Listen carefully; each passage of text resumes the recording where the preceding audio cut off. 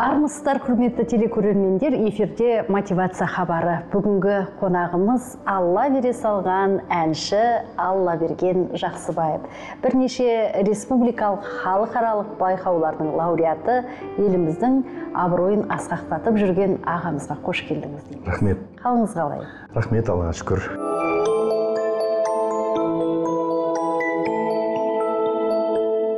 Бүгін Астананың қонағысыз, ертең Алматының тұрғынысыз.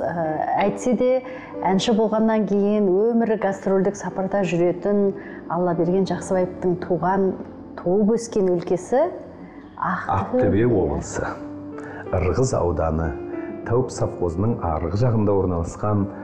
Мен айтар едім, нағыз қазақтардың бір барып, көріп, ауасын жұтып, алтын топырағын кешіп, суына түсіп, балығын аулайтын жер Жасанбай дейтін ел.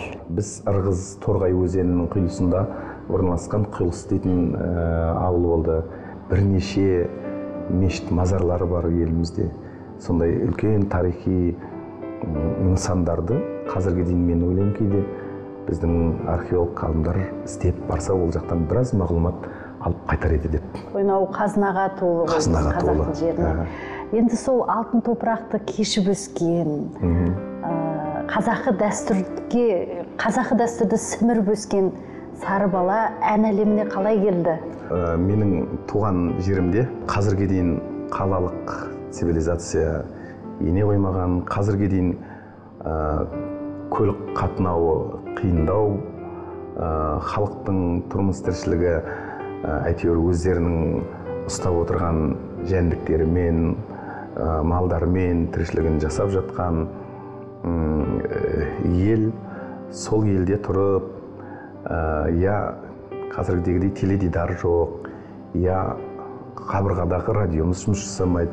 Сол елде жүріп, менің бір балалық көгілдір арманым әнші болу болды. Енді мен қазір шынымды айтсам, мен айтам, мына тартылыс заңдылықтары ол міндетті түрде болады екен. Адам дұрыс армандай білу керек дейді. Адамның жақсы ойлай білген адам бүкіл істері де жақсы, ойы да жақсы, адамның ісі де жақсы болатынға ұқсайды. Сондықтан мен жақсы дұрыс армандаған болармын. Алланың беріп, осы өнердің әйтеуір бір жерінде бір пұшпағын илеп жүргенім сол бір Алланың маған берген бақыты деп ойлаймын. 10 класты бітіргеннен кейін біздерді жаңағы комсомол жастар бригадасы, яғни шопан болуға қалдыратын. Ол кездерде білмеймін, қандай бір заң болды ма, ол бір саясат па, сол кездегі қара домалақ ауылдың балалары сол ауылда қалып шопан болып қалсын деген тірлік болды ма, білмеймін ғой енді. Сол саясаттың құрбаны болып кете жаздап, 8 жылдықтан кейін бермеген документті 9 сыныпты бітіргеннен кейін директордың кабинетінен ұрлап алып шығып, нағыз айтылмаған әңгімеңіз осы болды. Айтылмаған әңгіме осы болайын деп тұрау. Мен сол кездердегі жаңағы ұстаздарым кейбір, солардың бәрі сол кезде бірақ енді айтпадым, мына бала бір өнері бар бойында не деп, өткені сонау ауылда жатқан, ой, қайдағы саған әнші болу деген кісілер де болған. Артынан осындай бір жетістіктерге жетіп, жас қанатым бар, Болгариядағы Discovery байқауым бар. Осы Азия дауысынан жүлделі орынға ие болғаннан кейін біздің облыс әкімшілік тарапынан әр ауданға Аллаберген Жақсыбаевтың өнер апталығы деп жіберген уақытта мен сол ұстаздарымның алдында сәл сол кездерде бір ренішпе бірдеңе болған сияқты болды да, артынан бірақ мен бәрін кешірдім. Өйткені ана кісілер кәдімгі бұрынғы бала Аллабергенге емес, бір өскен, бойында өнері бар Аллабергенге тәнті болып қарап отырғанын көргеннен кейін бәрін жібердім ойымнан. Сол ғой, егер де сол кісілер сізге қатал болмаса, егер ол кісілер сізді сол кездің өзінде өнеріңізді бағалап, еркелетіп жіберсе, есіріп кетуіңіз де мүмкін еді ғой? Мүмкін де, бірақ біздің қазақтың қанында бар біздің менталитет. Әзірге дейін неге біз осы басқа ұлттың өкілдеріне жалтақтап қаламыз кейде деп, қазірге дейін біз сол кісілердің қабағына қараймыз, қас қабағына мысалы. Әсіресе жаңа жақсы сөз айтып кеткенсіз сіз бағдарлама басталғанша. Ана тілде емес, ана тілдің өкілдері түсінбесін деп па? Иә, сондықтан сол бір мына менталитет өзіміздің қазақы тәрбие, анамыздың, әке, аға бауырларымыздың берген тәрбиесі бойда қалған ғой. Бірақ енді сол елден шыққаннан кейін мен сәл бір еркінсіп шығып бастадым, байқасаңыздар. Мына неде жас қанатта менің киген киімім, немесе Азия дауысындағы менің өзімнің жеке немді жаңағы түр әлпетімді өзгертіп, имиджімді өзгертіп шыққаным қазірге шейін маған езуіме күлкі ұялатады.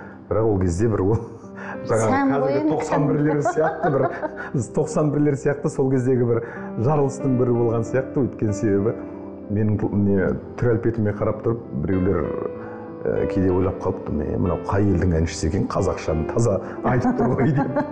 Өзі сары дей ма? Өзі сары, шашы сары деп жаңағы. Сән қой. Сән қой Алла берген Жақсыбаевты кейде бүгін экранды тамашалап отырған жастар болса, бұл кісі кім? Тойлардан көрінбейді ғой деп іздеуі мүмкін. Бірақ құрметті көрермен, Алла берген Жақсыбаевты тойлардан емес, халқымыздың абыройын асқақтатар халықаралық байқаулардан бастау алған әнші ретінде еліміз құрметтейді. Бірақ енді қазір жаңа көппен көрген ұл той деп, сол тойға да бет бұрдық. Әрине енді. Тойға да бет бұрдық, өткен себебі қазағымыздың қазынасы ғой той деп жатамыз. Сол тойға қарай бет бұрғанның белгісі ау. Осы жақында ғана бір бейнебаянымызды жазып, оны сіздің каналыңызда тұсауын кеспекшіміз. Елу деген ерунда деген ән тамашалайсыздар. Елу деген ерунда екен, расымен елуге былтыр ғана толдыңыз. Елу деген ерунда екен, шынымен де. Елуден әрі қарай кеткеннен кейін менің кейбір сыныптастарым, класстастарым айтады, қартайдық қой, не осы бала шағаның қызығын көріп, әрі қарай әйтеуір осылардың несін ғана жамандығын көрсетпей, осылардың алып, мен айтамын, сен мына әңгімені ерте бастап отырған жоқсың ба? Елу деген ерунда емес па деген, содан шығып кеткен бұл әңгіме. Тамаша. Ал жаңа кезінде ата-бабаларымыз жаңағы генадушкілеткен емес па? Астыма мінген атым генадушка, шабамын көңіл ашып, неменушка деп, я люблю тебя, рай-ай деп. Сол сияқты бұның ішінде енді орысшада сөздер қосылып кетті. Енді кеңестік үкіметтің ықпалымен енді ол кезінде. Сол мына елу деген ерунданың ішінде сондай ерундамыздың өзі орысша. Елу деген ерундаға келген Алла берген ағамыздың анасы мен әкесі жайлы білсек дейміз. Ой, ол кісілерді айтсам да қазір толқып, біраз жаңағы бір таңды атыратын тұғындай әңгіме айтуға болады. Десек те. Менің марқұм әкемнен бастайын, әкемнің 70 жасына келген кездегі дүниеге келген 70-баймын мен негізі. Солай ма? Құрметті көрермен, көрдіңіздер ғой, 70-ке келгенде де 70-бай туғызуға болады. Сондықтан елу деген ерунда. Әкеміз жаңағы өзі сол мен айттым ғой бағана исламның туын тіккен деп, бұл кездегі менің білетін ақсақалдардың көбі мынандай шоқша сақалы бар, тығылып намаз оқитын тұғын, 6 рет намаздарын қалдырмаған, сондай қарияларымыз көп болған біздердің.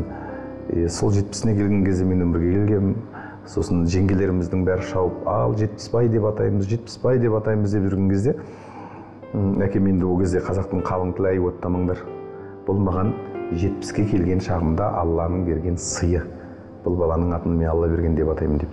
Сол Алла берген атанғанбыз.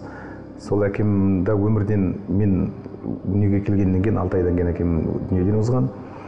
Онда да жаңағы кенеттен кеткен, жаңағы ауыл қарияларының бізден сирек жаңағы естиярлау балалардан аузынан естігенімше, менің әкем өте жаңағы тапқан таянғанның бәрін жетім жесірлерге таратып, жаңағы жүрген жандардың бір екен, өзі молда болғаннан кейін ауылдың молдасы болғасын. Мешітбай, Мергенбай дейтін бір үлкен ағаларымыз солардың айтатыны ғой. Башбай әкеміз өлген кезде жылағанбыз бәріміз, енді бізге кім кәмпит әкеледі, енді кім бізге ет әкеледі деп. Ал анам болса, ол кісі де мына сыр елінің, Сырдарияның жағасында дүниеге келген, өзі палуан тұлғалы, жаңағы маған айтады ғой, тек айтып отыратын әңгімесін күле отырып. Мен тек балаларды дүниеге әкеліп туа білдім. Үйдегі үлкен енесін айтады, ол кісі тек балаларды бағатын, балалардың бәрін туамын да осы кетістаймын, өзім қара жұмысқа шығып кетемін дейді. Сосын кезінде бір қатын күрес болған, сол қатын күресті күрескенмін деп қояды. Кейіннен бір нағашы апам ашардан естідім, сол қатын күрес деп постоянно жаңа бірінші орын алатын біздің жеңіс апамыз. Одан бір күні біреулер не қылып ал мысқылдап ал ана еркектердің ішінде де жеңімпазымен түсерсің десе, түссе несі бар, түсеміз деп алып анам бір соққан ғой, бүйтіп жауырыннан алып жауырын жерге тигізген. Содан палуан жеңсік атанып кеткен. Менің шешем жүрген жерінің бір ортасының гүлі болып жүретін тұғын. Жаңа шешемнің көзін көргендердің бәрі қазірге дейін шешей дейді. Шешей деп атады ол кісіні. Үлкен шалдың несі деп, жары деп. Тамаша. Әкесі 70-ке келгенде өмірге келген, бірақ көпшіліктің қалауымен 70 бола жаздап, әкесінің қалауымен Алла берген болған ағамыздың айтылмаған әңгімесін тыңдадық. Енді екінші бөліміміз оқылмаған кітап айдарына көшейік.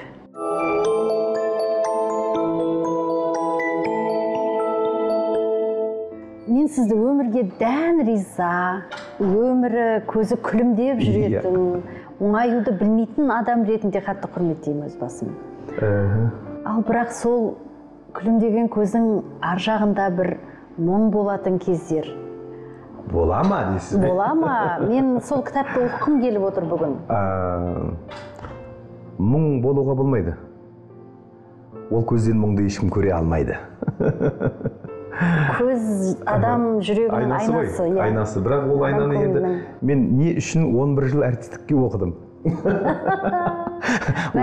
11 жыл мен әртістікке оқыдым. Көздегі мұңды жадыраңқы күнге айналдырып жіберуге болады, сондықтан оның тәсілін білеміз деген бе? Ол қазіргі замандағы жастарға, әсіресе біздің замандастарымызға үйренетін қасиет екен. Өйткені біз қазір не дейміз? Сәл бірдеңе болса, депрессияға түсіп кеттім деген әңгімеміз басталады. Депрессия дейтін әңгіме қайдан келді ол? Болды ма? Болды ма? Соны айтыңызшы. Сондықтан ол әңгіме менің аузымнан ешқашан шыққандай емес, бір Алла шықпайды дау. Өткен себебі, білмеймін, мен қай кезден де бір Құдай бетін әрмен қылсын, жаманшылықты бір келеңсіз жағдайлардың өзінде де мен өзім сол ортаға мына жан-жағымда отырғандарға соны білдіріп, бір ғана мысал айтайыншы. Мысалы, Қазақконцертте біздер бір концерттік бағдарлама болып, соны бітіріп жатырмыз. Бәріміз поклонға шығып кеткен кезде менің заттарым болғанда, мен сол күні түнде Ақтөбеге қарай пойызға мінейін деп отырғам. Менен жаңағы ағамның ең үлкен баласы, енді мен шешем кенжем деп атады. Мен негізі үйдің кенжесімін. Бірақ енді амал жоқ, қызғана сол алғашқы немереге кенжелік атты беруге тура келді. Ғани дейтін бауырымның тойына жүрейін деп отырғам. Ішінде ақшам бар, наличкамен. Сосын сол кездерде біздің халық банкінің алғаш рет карточкасына ие болып, оның ішінде біраз ақша бар, тойға батырмын. Бақыттан басайын алып жүрген кездесеңіз, карточка ұстап алғаш. Айтпаңыз, ең алғашқы карточкалар шығып отырған кез. Тағы да оның қасына пин кодын жазып қоямыз ғой. Ұмытамыз. Ала ғой дейсіз.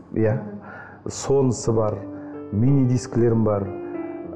Енді біраз нәрсе жаңағының ішінде мынандай кішкентай ғана ер адамдардың қолға ұстайтын кішкене сөмкесінің бар сеткісінің ішінде кете барды. Менің қасымда менің жерлестерім, достарым, өзімнің Қанат пен Света бар айтпаевтар. Жаңағы жерде мен айтам, ананы көрдің ба деп, анадан бір сұраймын, мынадан бір сұраймын.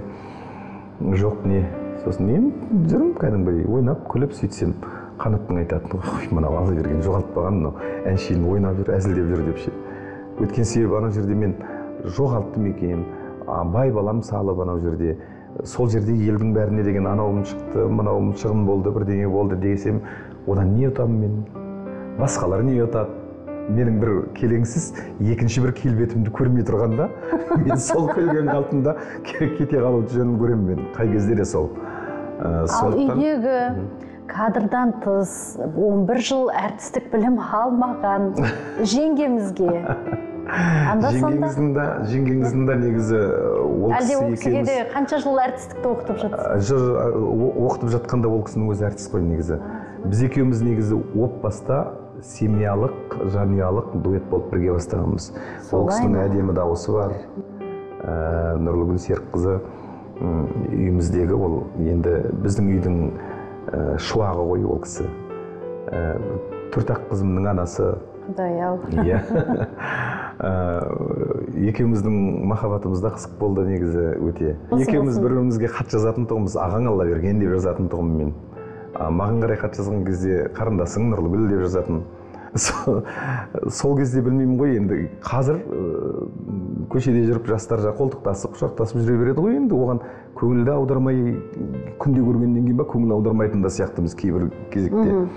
Біз ол кезде бірге жүрмек тұрмақ, хатымызды біреу ұстап алса қайтеміз, одан кейін оқып құпиямыз шығып қалса қайтеміз деп біздердің жаңағы кездесулеріміздің өзі біздерде жасырын түрде бір жерлерде болатын тұғын. Мысалы таза пәк махаббат. Таза пәк махаббат қой. Енді ол 10 жылдың бетіне барған кезде ғана біздер отау құрғанбыз.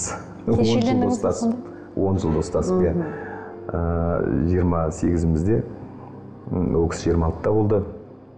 Екеуміз бірге колледждің музыка бөлімін бірге бітіргенбіз. Ол кісі біздің Алматы қаласындағы мемлекеттік қыздар педагогикалық институтының музыка бөлімін бітірді. Баян аспабында, жетіген аспабында ойнайтын, ән айтатын сондай талдырмаш қыз. Қазір айтып отырғандай, үйдегі сары қарын бәйбішем. Отанасы. Отанасы. Ал қыздарыңыз? Қыздарым, Алланың берген қыздарымның бәрі де өнерлі, бірақ біреуінің де ең тұңғышым негізі менімен бірге сахнаға ән айтып шығып жүрді, Нұршат, Алла берген. Иә, көріп тұрады. Иә, сол қызым Қазақ радиосында да, мына біздің отандық телеарналарда да, біразында концерттік бағдарламаларда бірге шығып жүрдік. Оның әншіліктен бетін өзіміз бұрып жібердік басқа жаққа. Өйткені әншіліктің жолы ауырлау болады, қыз балаға, оның үстіне ауырлау болады, айналайын. Бірақ түбі қайтып келеді деп қорықпайсыз? Қайтып келеді деп қорықпаймын, қуанам келсе. Біз көп жағдайда балдарымыз үшін шешіп қоямыз, ол дұрыс емес. Ол кісінің қалауы бәрібір болуы тиіс. Бір күні болмаса, бір күні ол сахнаға бір рет шығады деп ойлаймын. Үлкен қызым жаңа Нұршат. Одан кейін менде Алланың берген егіз қыздарым бар. Бірінен бірі аумайтын. Тобындағы қазір енді олар біздің Алматы энергетика және байланыс институтының студенттері алтын белгімен бітіріп, биыл сол грант бойынша оқуға түсіп, бізді қуантып, қазір әйтеуір жақсы оқуларын әрі қарай стипендиямен жалғастыруда, соған қуанамыз. Демек, Нұрлыгүл жеңгемізді бұлбұлды алтын торға бекер отырғызбаған екенсіз. Өйткені ол үйдегі балалардың тәрбиесін беріп, уақытылы тамағын беріп, қыз балдар болғаннан кейін анасының тәрбиесін, көбірек анасының махаббатын, анасының вниманиесін дейміз, көңілін, мына несін көп көрген дұрыс қой қыз балаға. Енді сіз әкесіз ғой. Қазір қоғамдағы неше түрлі жағдайларды білесіз. Келеңсіз келеңді. Келеңсіз келеңді. Құда болудан да үміт бар дегендей. Әрине. Қалай әкелік махаббат? Қияма баланы? Менің қыздарым айтады, әке, қызғанбашайшы бізді деп. Қызғанасыз демек? Қызғанады екен. Неге? Өзіңіз де біреудің қызын алдыңыз ба? Сөйттім ғой деп, өзімді өзім жұбатам соңынан.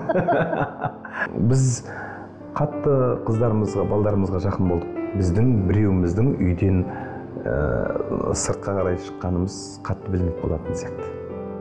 Иә, әсіресе қыздарымның.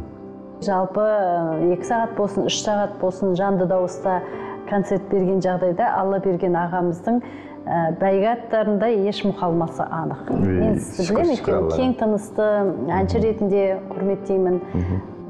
Қанат пен Света Айтбаевтардың қасында да өзіңіз жерлес болғандықтан да, өнер сахнасында да бірге болғандықтан бірге бастадық қой. Бала Димаштың да алғашқы аяқ алыстарына куә шығарсыз. Әрине. Бала Димаш біздің алдымызда өсіп, Қанат пен Света айтатын: Димаш тек сенің неңді движениелеріңді, қимылдарыңды қайталайды дейді. Сахнада сенің бүйтіп тұрып қалғаныңды деген сияқты. Сосын соған қуанып бір күн енді, бірақ мен Димашты ол кезде мен тыңдамадым да. Алғаш рет былай болды, Қанат пен Светаның концерттік бағдарламасы 4 наурыз күні болатын болды. Менің бағдарламам, мен ол кезде уже Алматыдан келіп жатырмын Ақтөбеге, 5 наурыз күні болатын болды. Сосын Қанат бір кезде маған: ала берген Димашты тыңдашы, Димаш ол кезде 7 сыныпта оқып жатыр. Сосын келіп тыңдадым, ол кезде ана нені айтты. Бір біздің батыр туралы бір әнді айтты.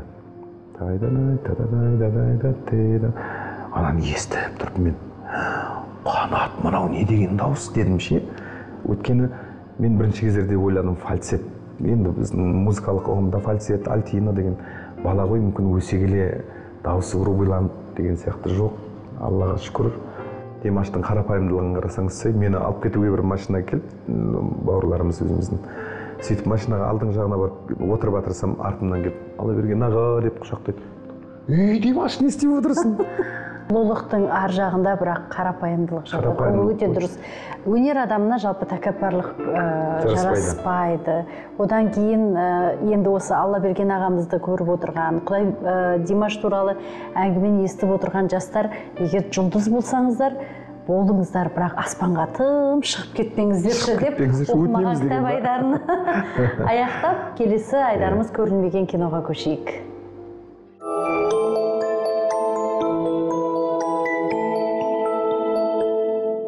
Көрілмеген кино айдары Алла берген Жақсыбаевтың өміріндегі киноға арқау болар бір сәтті ашуға берілетін жақсы мүмкіндік. Мен енді ауылдың баласымын ғой.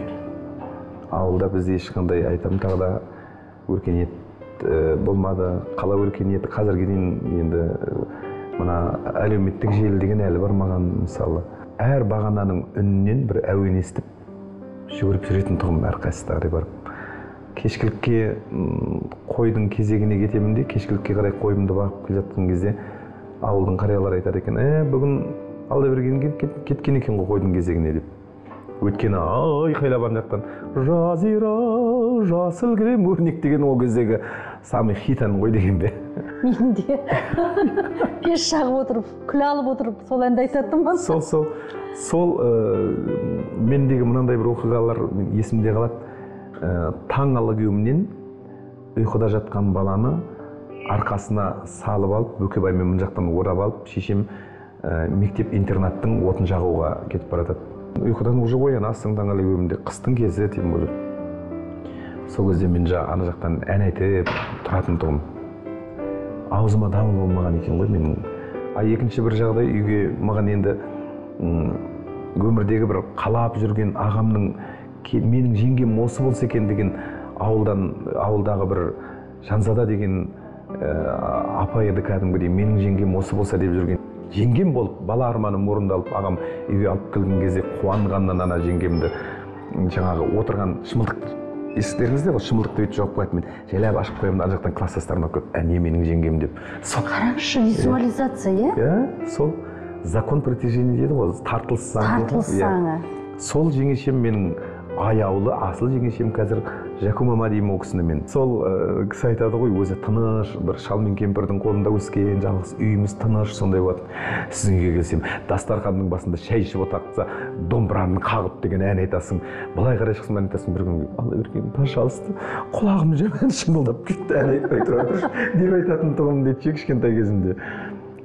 Ол да бір мысалы не, тағы бір сериясы сол Жаку мамамның менің жаңағы інісі бар, Сөнбай деген, сол айтады: былай өтіп баратамыз көшеде дейді, қасында бір қаз жүреді дейді, Алла берген. Ана қаз қақ дейді, Алла бергенге қарап тұрады. Алла берген соның алдында: алып тұлға байсалды, мыналығын алатау деп оның алдында айтып тұр. Ана қаз сені тыңдап тұрғандай бүйтіп тұр.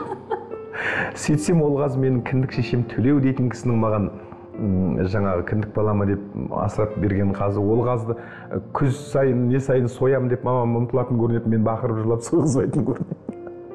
Ол не, содан ең менің есімде қалғаны, менің 7-ші класстағы кезімде республикалық байқауға біздің Ырғыз аудандық халық аспаптар оркестрінің сүйемелдеуімен ән айтып республикалық бір байқауға баруым керек болды. Оған дейін үйде енді ағаларымыздың бәрі оқуда. Сосын үйде қойдың кезегіне баратын тек қана мен.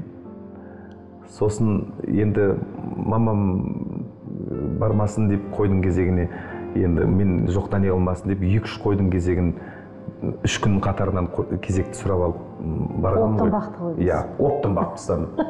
Сөйтсем күн деген ыстық, анау шөлдейсің адам деген. Үйге келемін де холодильниктен алып салқын суды қотара бергенмін. Енді бір 2-3 күннен кейін неге кету керек, ал менің ангинам сол кезден шығып бастады. Беті аузым ісіп, мынандай болып, сол байқаудан қалған кезде беті аузым ісіп кеткен, көзімнен жас бітіп қалған ғой, көздің бәрі қысылып қалған бет. Ана жас дегенше жылаймын, жыласам, өзіммен өзім больницада жатып алып жылап жатырмын. Жыласам, ана жас шықпайды да, бір кезде деп мына жерден атып шығады деп ағады жаңағы деген. Киноға бергісіз кадрлар. Киноға бергісіз кадрлар. Соны не қылып мен сол кезде айтамын, сол кезде көзге түсіп кеткенде қалай болар еді деп. Ол бірнеше кадрлары бар ғой, шіркін-ай, өзекті өртейтіндей бір өкінішті де жағдайлар болды. Қазіргі балаларға әке шешесі болып бүкіл мүмкіндікті жасап отыр.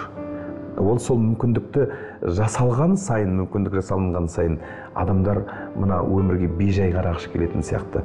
Ал мүмкіндігі жоқ, тырысып, талаптанып, мен болам деген адам болады міндетті түрде.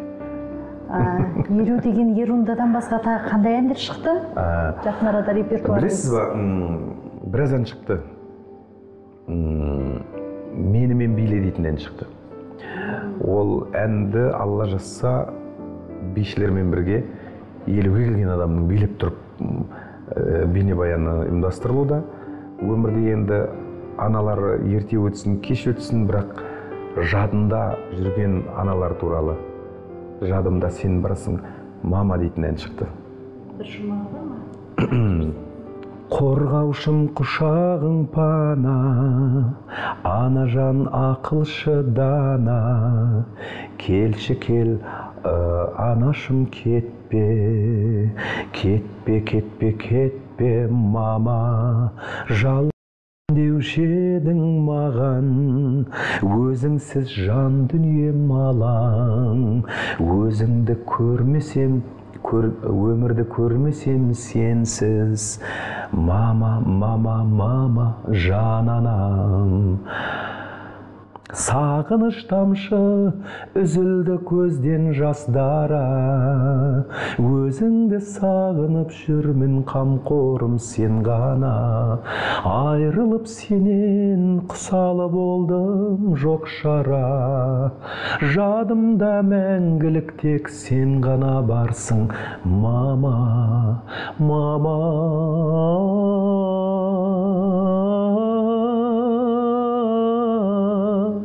Мама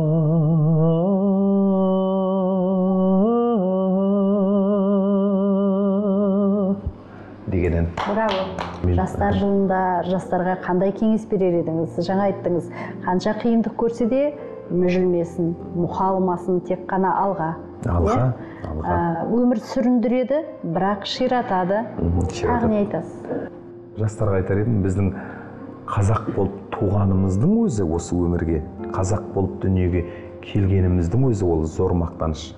Сондықтан біздің қазақ екенімізді, осы қазақ елінде тұрып жатқанымызды, кең байтақ елімізде, біздің еліміздегі қазіргі әйтеуір басымыз аман, бейбітшілік заман болып тұрғанымызға тәубе етіп, сол тілімізді, дінімізді тәркі етпей әйтеуір абыроймен ұстап жүргенін қалар едім. Алла берген аға, сізді қанша жылдан бері танимын, қарындасыңызбын деп ылғи еркелеп жүремін. Бірақ сіздің қанша амандықта, саулықта жүрсек те, 70 бай екеніңізді білмеппін. Сәті түскен сұхбат болды, соның бәрін білгенмін. Сәті түскен сұхбат болды. Елордаға қонақ болып жиі келіп тұрыңыз. 50 деген ерунда десеңіз, 60 деген, тіпті ерунда деген, 70 деген, одан да өткен ерунда деген әндеріңіз өмірге келе берсін. Ең бастысы, бұл өмір ғажап, бұл өмір керемет, осындай танымал, өнерлі ағаларымызбен, өнерлі апаларымызбен. Өйткені біз сіздерге қарап қуат аламыз, сіздердің өнерлеріңізден үлгі аламыз. Әрқашан қазақтың шаңырағында Аллаберген Жақсыбаевтың әндері естулі болсын. Ал біздің жастар бір арнасы да сіздің өнеріңізді насихаттауға дайын. Көп рахмет. Бүгінгі әңгімеңіз жастарға нағыз мотивация болады деген сенімдеміз. Аллаберген аға, қазір селфи жақсы көреміз ғой, келгеніңізге рахмет. Бағдарламаның соңында бір көңілді сурет болсын сізбен.